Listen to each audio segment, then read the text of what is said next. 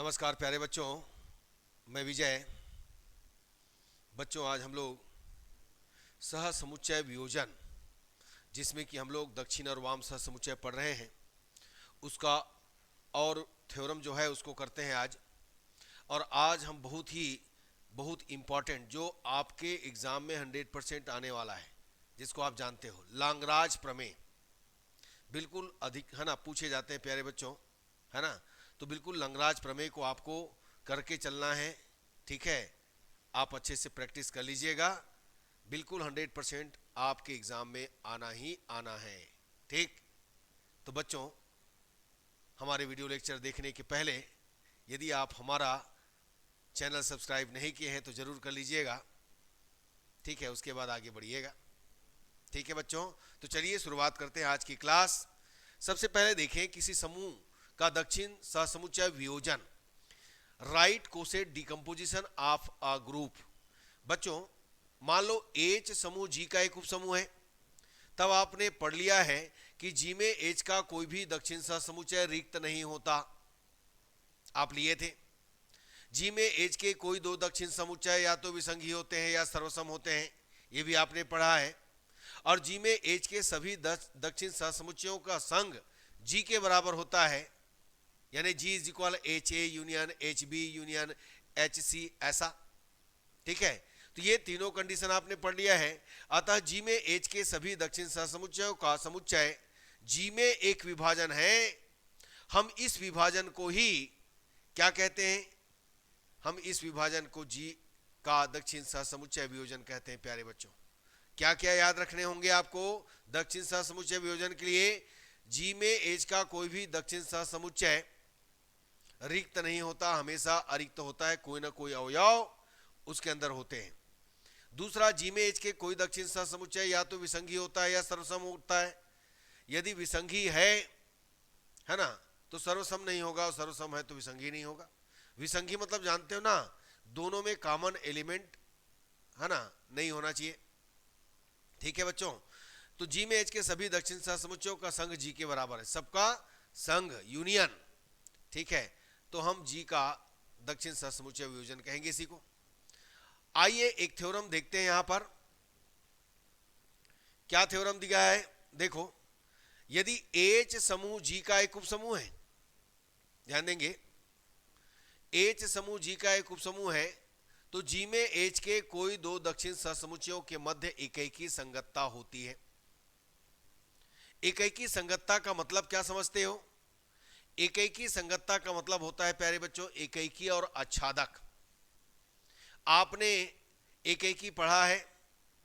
यदि ए और बी दो समुच्चय है तो ए के प्रत्येक अवयव का प्रतिबिंब है ना, बी माने बी के कम से माने किसी ना किसी अवयव के साथ क्या होना चाहिए, कनेक्ट होना चाहिए, है ना, डिफरेंट डिफरेंट एलिमेंट।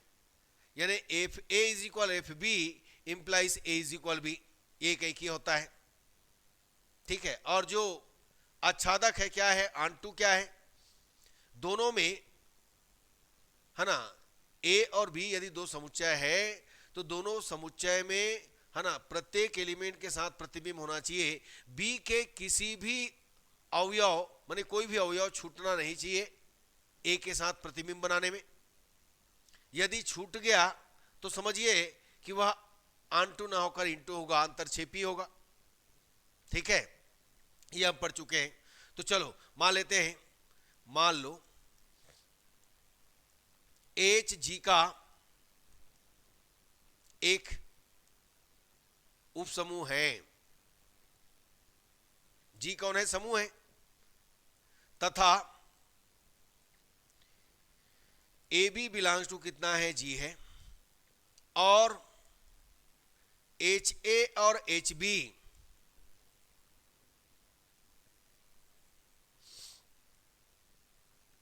दो जी में एच के दक्षिण सहसमुच्चय है।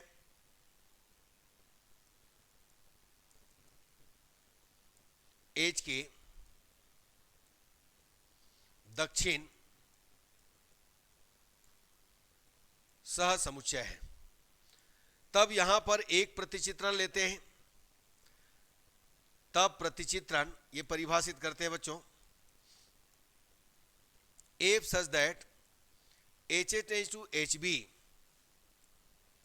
निम्न प्रकार परिभाषित होगा।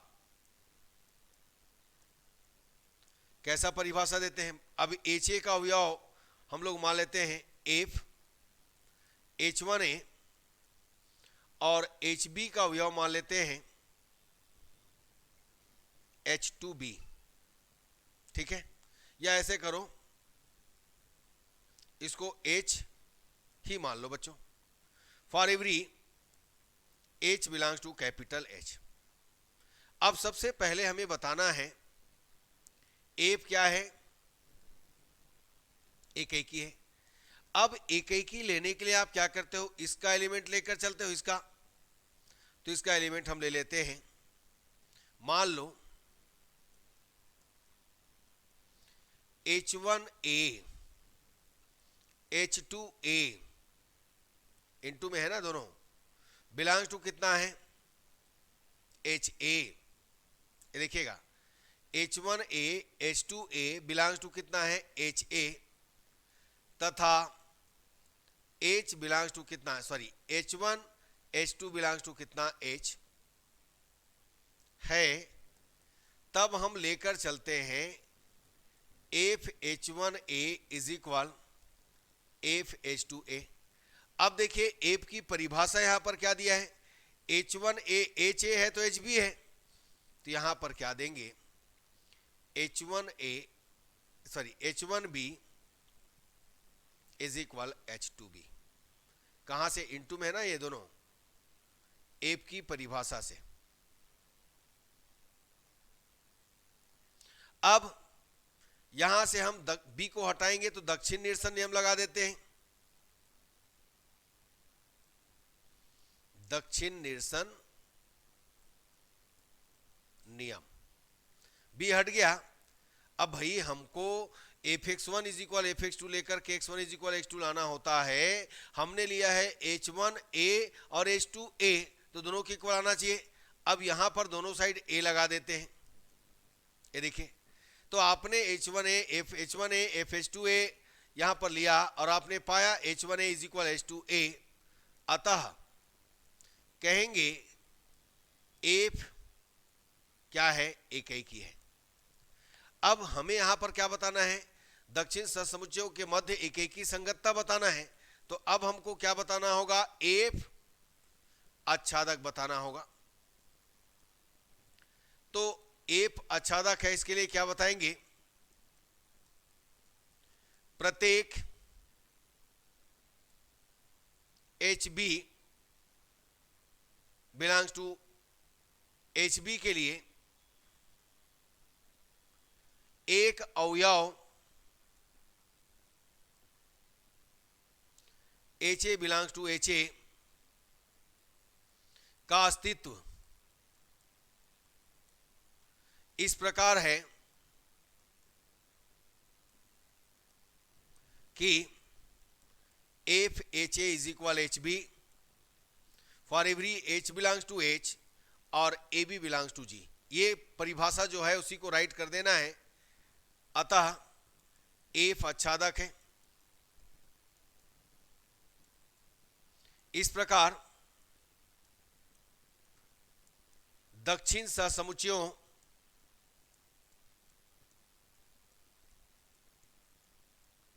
के बीच एकैकी संगतता है।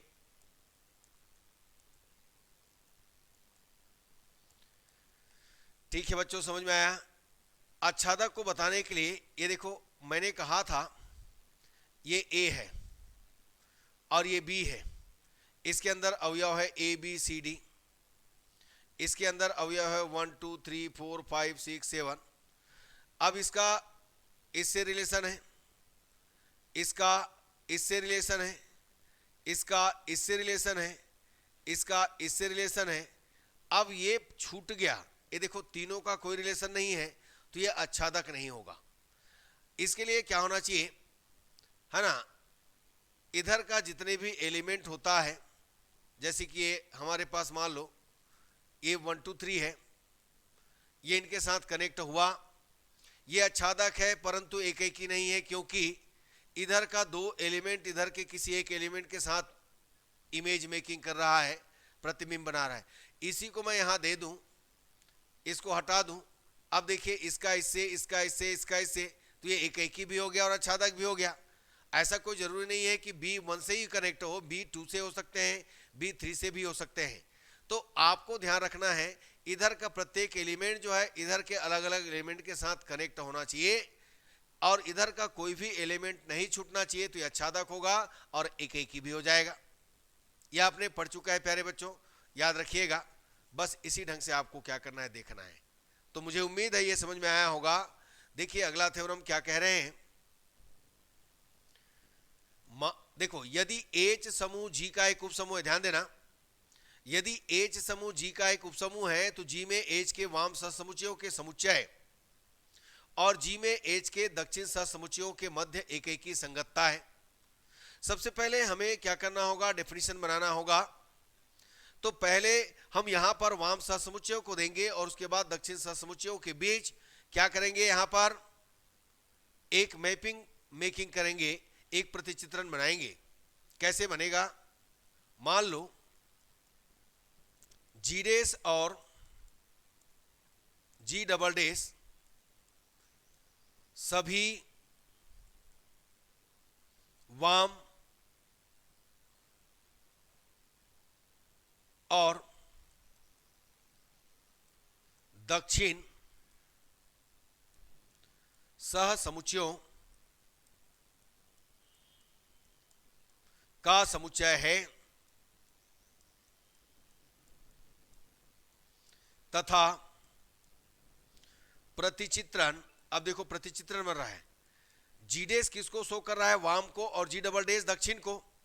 तो प्रतिचित्रण F such that G dash tends to G double dash, है ना, निम्न प्रकार परिभाषित होगा, निम्न प्रकार परिभाषित होगा।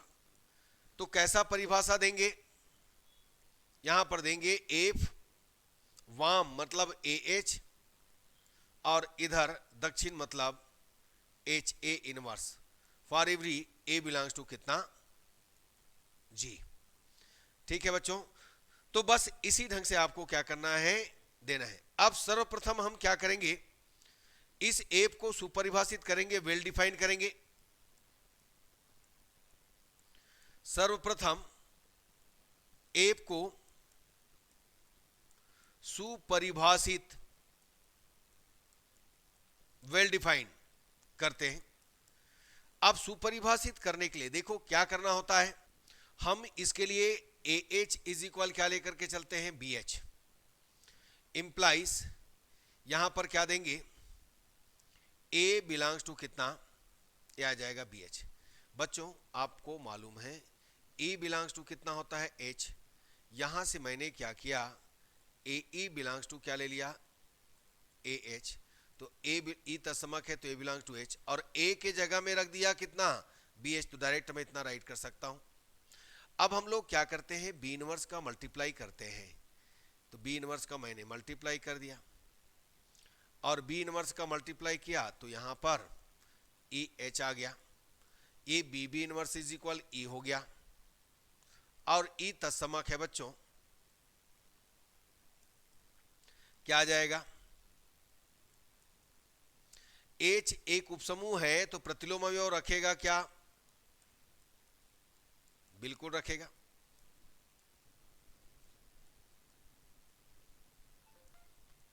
अब इसके बाद देखो, इसको AB का whole inverse B inverse A inverse होता है, तो यहां पर A इनवर्स हो जाएगा, उल्टे क्रम में B इनवर्स हो जाएगा, इनवर्स B इनवर्स इनवर्स, यानी AB का inverse B inverse A inverse, और B इनवर्स का इनवर्स B हो जाएगा। ये देखिएगा, तो आपने क्या पाया, आपने पाया A inverse B belongs to कितना, H। अब बच्चों आपने एक उपसमूह एच पढ़ा है, इसके लिए क्या जानते हैं आप? H H is equal H, theorem पढ़े हो पिछले वीडियो लेक्चर में। तो यहां पर इसके बेसिस पर क्या लिखेंगे? A inverse B is equal कितना? एच। अब दोनों साइड बी इनवर्स का मल्टीप्लाई कर देते हैं। तो बी इनवर्स का मल्टीप्लाई मैंने किया तो मुझे क्या मिला? H A inverse E is equal H B inverse, और ये आ जाएगा H A inverse is equal H B inverse. तो परिभाषा से मैं इसको क्या राइट कर सकता हूं? ये देखो, F A H is equal F B H. अतः एफ क्या हुआ? वेल डिफाइन हुआ, सुपरिभाषित है। अब हमें बताना है एफ आच्छादक है, सॉरी एफ एकैकी है। तो बस इसको लेकर के चलते हैं। मान लो वाम सहसमुच्चय A H B H belongs to कितना है? जी डेस है, तब A H is equal F B H. अभी आपने परिभाषा दिया, इसका ए इनवर्स इज इक्वल, इसका क्या हो गया? H B inverse. और डायरेक्टली आप लिख सकते हो A inverse B belongs to कितना? एच, क्योंकि आपने सुपरिभाषित कर दिया। वापस जाओगे तो आपको मिलेगा A inverse belongs to H, आपने पहले से ही सुपरिभाषित कर दिया है। और यहां से यदि A inverse B belongs to कितना है? एच है, तो इसके लिए आप डायरेक्टली क्या राइट कर सकते हो? ये देखो, यहां पर राइट कर सकते हो बच्चों ए एच इज इक्वल कितना? बी एच, क्योंकि आपने सुपरिभाषित कर दिया है। देखिए आपने क्या किया? सुपरिभाषित किया है, तो डायरेक्टली आप A inverse B belongs to H को A H is equal B H write कर सकते हो। अतः कह देना एफ क्या है? एकैकी है। कहां? जी डेस से जी डे डबल डेस में एफ एकैकी है। अब एफ आच्छादक, एफ आच्छादक है। प्रत्येक H A inverse belongs to G double dash के लिए एक अवयव A H belongs to G dash का अस्तित्व इस प्रकार है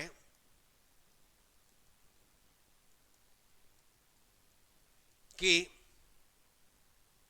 F H is equal for every A belongs to, इस प्रकार इतना ही शो करना है।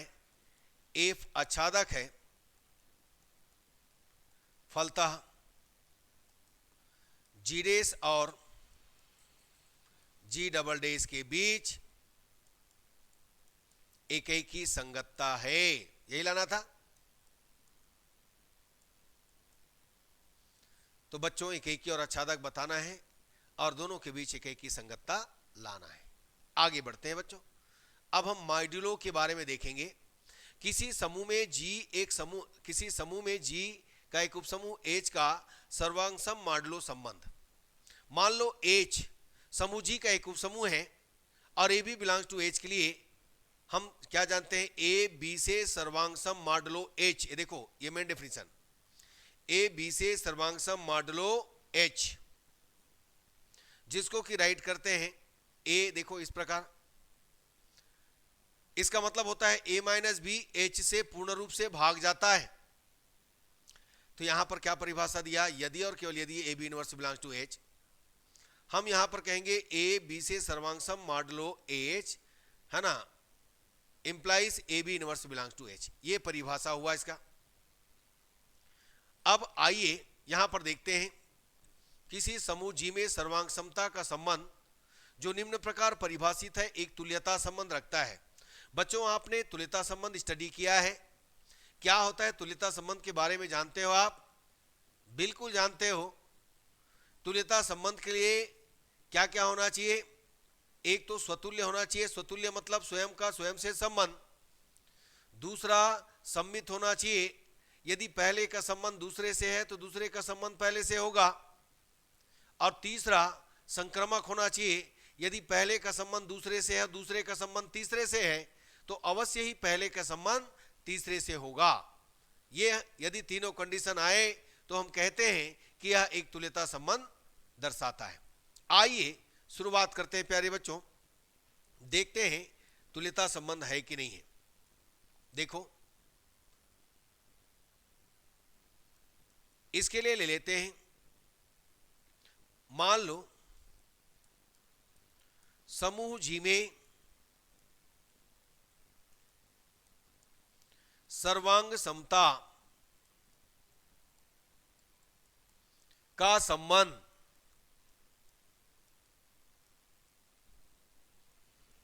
निम्न प्रकार परिभाषित है। क्या परिभाषा दिया है? ए बी से सर्वांगसम modulo H implies A B inverse belong to H. तब हमें दर्शाना है कि सर्वांग समता का संबंध एक तुल्यता संबंध है। सर्वांग समता का संबंध एक तुल्यता संबंध है। ठीक है, तो चलिए सबसे पहले हम लाते हैं स्वतुल्य। स्वतुल्य इसके लिए क्या सिद्ध करेंगे? मान लो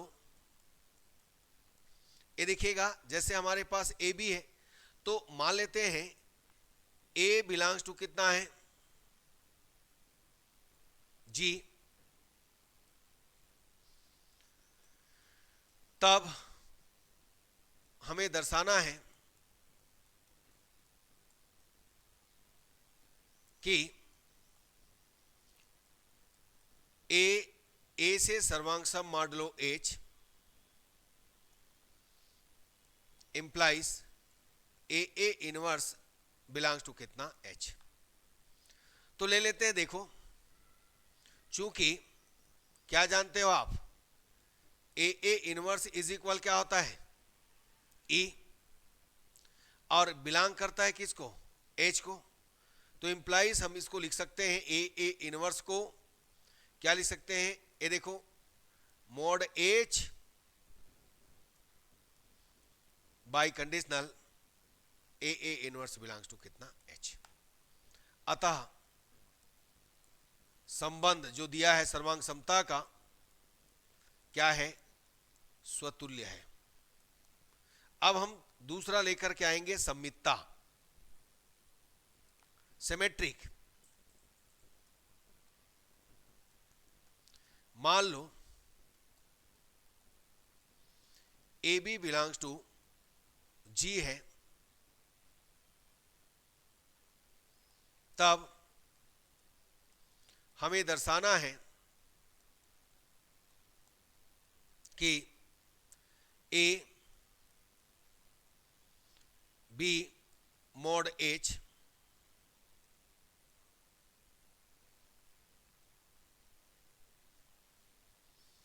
implies B A mod H। हम इसका LHS लेकर चलते हैं। परिभाषा से क्या जानते हैं हम? A B inverse belongs to H। अब बच्चों, H एक उपसमूह है,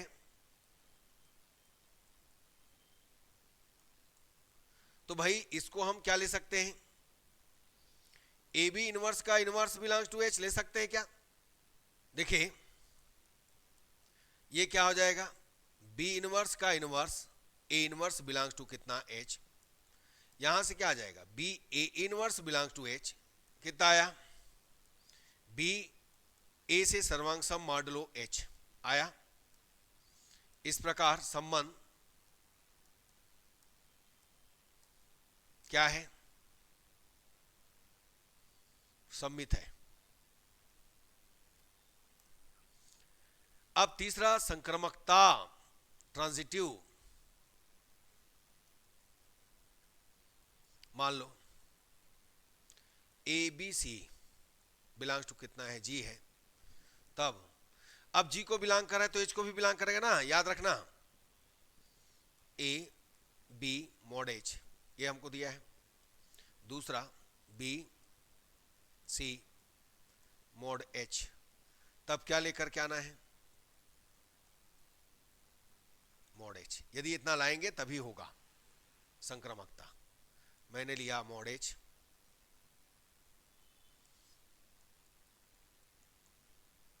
ये मॉड एच इंप्लाइज, इसके लिए क्या हो जाएगा, A B inverse belongs to H, इसके लिए क्या हो जाएगा, B C inverse belongs to H. अब हमें लाना क्या है, इस पर हमको देखना पड़ेगा। तो ऐसा करते हैं, इस ए बी इनवर्स है और यहां पर कितना है, बी इनवर्स सी है, इन दोनों को, अब भाई एच उपसमूह है तो संवरक गुणधर्म लगाओगे क्या, बिल्कुल लगाओगे भाई। ये इनटू हो जाएगा B C inverse belongs to कितना, एच। भाई आपको मालूम है ना, A belongs to H, B belongs to H, तो इंप्लाइज क्या होता है, A B belongs to H, जानते हो ना, बिल्कुल। अब यहां से ये आ जाएगा बी इनवर्स बी और ये आ जाएगा C inverse belongs to H. B inverse B क्या हो गया, ई हो गया, तत्समक ई तत्समक है, तो आपको मिल गया A C inverse belongs to H. और ए सी इनवर्स को हम क्या राइट कर सकते हैं, ए सी से सर्वांग मॉड्यूलो एच। इस प्रकार सिद्ध हो गया, इस प्रकार संबंध संक्रमक है। फलतः क्या मिला भाई, संबंध एक क्या है, तुल्यता संबंध है। ठीक है प्यारे बच्चों, बस इसी ढंग से सॉल्व करना है। ठीक है, अब बहुत ही इंपॉर्टेंट थ्योरम करने जा रहे हैं, लाग्रांज थ्योरम। ये 100% आपके एग्जाम में पूछे जाएंगे प्यारे बच्चों, याद रखिएगा, अधिकतर पूछे जाते हैं लाग्रांज का प्रमेय, जो कि बहुत ही इंपॉर्टेंट है। आइए देखें क्या कहते हैं। किसी परिमित समूह जी के या किसी परिमित समूह के प्रत्येक उपसमूह की कोटि, किसी परिमित समूह के प्रत्येक उपसमूह की कोटि समूह की कोटि के क्या होता है, भाजक होता है। बच्चों हम लेकर के चलते हैं, मान लो जी एक परिमित समूह है और एच जी का एक उपसमूह है, तो जी परिमित है तो एच भी परिमित होगा। क्या बोला, मान लो जी एक समूह है तथा एच जी का एक उपसमूह है, हमने जी को परिमित माना और जी के परिमित होने से एच भी परिमित होगा। मान लेते हैं एम तथा एन क्रमशः एच और जी की कोटि है। एम तथा एन एच और जी की कोटि है, अर्थात order of H is equal M, order of G is equal कितना, N. Order of H is equal M का मतलब क्या हुआ कि एच के अंदर एम भिन्न भिन्न अवयव है, एच के अंदर एम भिन्न भिन्न अवयव है। आइए उन अवयव को लेकर चलते हैं, वह अवयव हमारे पास कितना है, H1 H2 H3 Hm है। अब देखो हम इन्हीं में हम क्या बनाएंगे, दक्षिण सहसमुच्चय की बात करेंगे। मान लेते हैं ए बिलोंग्स टू जी है, तब एच ए इज इक्वल, इसके बेसिस पर देखो H1 H2 H3 Hm है, तो एच ए इज इक्वल क्या हो जाएगा, इसके बेस पर H1A H2A HMA, यानी प्रत्येक दक्षिण सहसमुच्चय के अंदर कितना अवयव प्रेजेंट है, एम अवयव, और ये सभी भिन्न भिन्न है। क्यों भिन्न भिन्न है भाई, ऑलरेडी ये सभी भिन्न भिन्न है तो ये भी भिन्न भिन्न होगा। चूंकि समूह जी के एक उपसमूह के किसी भिन्न भिन्न दक्षिण सहसमुच्चयों में समान संख्या में क्या होते हैं, अवयव अंतर्विष्ट होते हैं, है ना। अतः जी में एच के प्रत्येक दक्षिण सहसमुच्चय में एम भिन्न भिन्न अवयव, एम भिन्न भिन्न अवयव अंतर्विष्ट है। अभी तो बताएं, चूंकि जी में कोई दो भिन्न भिन्न दक्षिण सहसमुच्चय विसंगी होते हैं, अर्थात दो दक्षिण सहसमुच्चय विसंगी मतलब यदि हमने एच ए और एच बी लिया तो दोनों के बीच कोई भी कॉमन एलिमेंट नहीं होगा, कोई भी उभयनिष्ठ अवयव नहीं होंगे, यानी विसंगी होते हैं। चूंकि जी परिमित है, देखिए चूंकि जी परिमित है अतः जी में एच के भिन्न भिन्न दक्षिण सहसमुच्चय की संख्या भी परिमित होगी। मान लेते हैं हम इन दक्षिण सहसमुच्चयों की संख्या को k ले लेते हैं, k के बराबर, किसके बराबर, k के बराबर ले लेते हैं। इस प्रकार HA1, HA1, HA2, HAK है ना, जी में H के k भिन्न भिन्न दक्षिण सहसमुच्चय हुआ है ना। HA1, HA2, HAK जी में H के भिन्न भिन्न दक्षिण सहसमुच्चय हुआ। और यहां पर हम क्या करेंगे, देखिए इसको ले सकते हैं, सबको संघ के रूप में ले सकते हैं। G is equal HA union HA2 union HAK। इसका मतलब G में अवयवों की संख्या बराबर HA1 में अवयवों की संख्या प्लस HA2 में अवयवों की संख्या प्लस HAK में अवयवों की संख्या। मैंने कहा था कि प्रत्येक दक्षिण सहसमुच्चय में m अवयव है, तो इसमें m, इसमें भी m, और यह कितने बार आएगा, क्योंकि दक्षिण सहसमुच्चय आपने k टाइम ले लिया है, ठीक है, k टाइम लिया है बच्चों। तो order of g is equal कितना हो गया, m प्लस k बार n। अब देखो ऑर्डर ऑफ g n है, ये हो जाएगा कितना mk, ये हो जाएगा कितना mk, भाई mk बार है तो mk होगा, और k is equal n upon m है ना। k is equal order of g upon order of h, और order of g order of h order of g का भाजक है। ये थ्योरम करके जाना बच्चों, बिल्कुल तैयार कर लीजिएगा, आपके एग्जाम में आएगा। तो बच्चों आज का क्लास यहीं तक रहेगा। मुझे उम्मीद है आपको ये मेरा क्लास पसंद आया होगा। ठीक है, धन्यवाद, नमस्कार।